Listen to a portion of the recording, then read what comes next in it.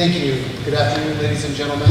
I'm Shaun Mabry. I'm the Deputy Commonwealth Attorney for Allegheny County, the City of Covington, Clifton Forge, and Iron Gate. And it is our office's obligation and duty to prosecute crimes that are brought to us under state law that happen within our jurisdiction. In that capacity, we work together with local law enforcement and state law enforcement agencies to assist with the investigation of these crimes and ultimately bring the people who commit them to justice where we can. One of the things that you have heard from everyone here today is that fraud has many faces. It does. You've heard a lot about a faceless computer and many threats that can pose to you in your home, on your phone, on your PC. One of the trends that we see most frequently in our office is a very different face of fraud, and it is typically a familiar face. And particularly, I'd like to comment on caregiver fraud and power of attorney-based fraud. Some of the folks here have already commented on those. Certainly, at least anecdotally, that accounts for a large portion of the cases that we see. What does that look like? Someone's entrusted with the power of attorney, or someone serves in a caregiving capacity and actually begins with permission to actually conduct transactions on your behalf. This is a person in whom you place trust, a person probably you know, maybe even someone you hired for services to assist you around your home. And that might start off fine, but bit by bit, the nature of that relationship may change into something fraudulent, into something that results in significant financial loss to yourself. So when someone gives a power of attorney, certainly consulting with an attorney would be an appropriate thing to do. Our office does not handle that. What we do is we prosecute crime. But when someone has a power of attorney, that authorizes them to conduct certain transactions on behalf of the principal.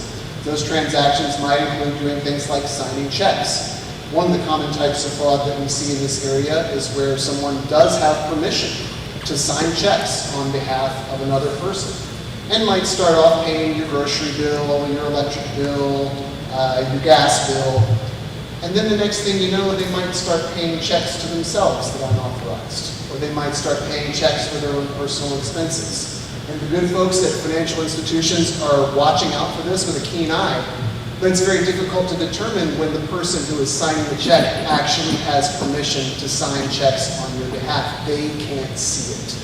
What they see is a check signed by John Doe on behalf of Jane Doe for groceries, but they're not that person's groceries. So this is where vigilance on your part is very important. Prompt reporting is very important. These folks can't see everything, and it's very important to make sure that you're watching your checks. One of the things that when we investigate these cases, and the officers work and investigate these cases, that are very helpful relating to checks. When your checks come with a carbon copy, where you can actually see an impression of the check that's made that remains in your checkbook with the number, that's very, very helpful when an investigator has to come in and find where all these checks went and exactly for what they were written. Likewise, I think every bank offers the option to have check images printed on your statements. That is also incredibly valuable when someone is investigating and prosecuting check-based fraud, because we can actually see the changes in handwriting.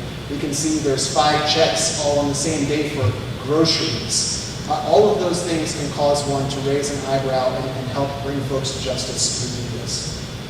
Other types of things that can happen outside, or again, just talking about checks, outside the caregiver or POA context where folks have exceeded the scope of their authorization, are folks who just downright forge your name.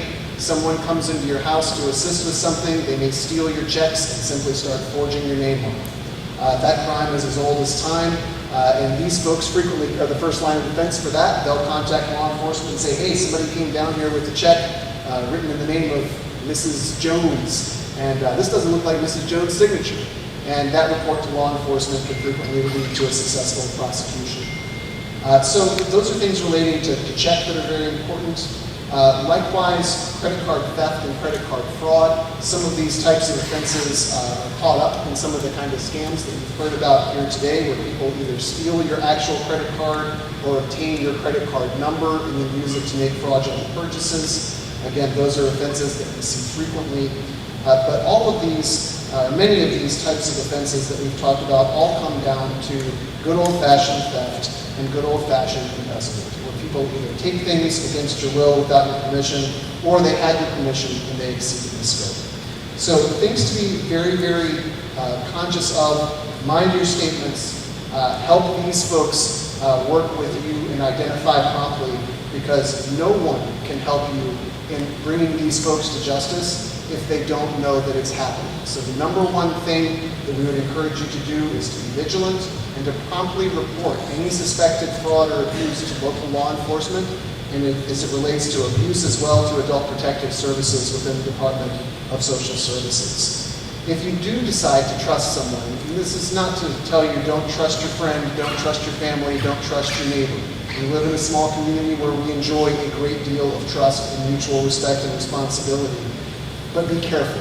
Make expectations clear. If you give someone permission to use your funds or your credit card, make sure it's clear what it's for.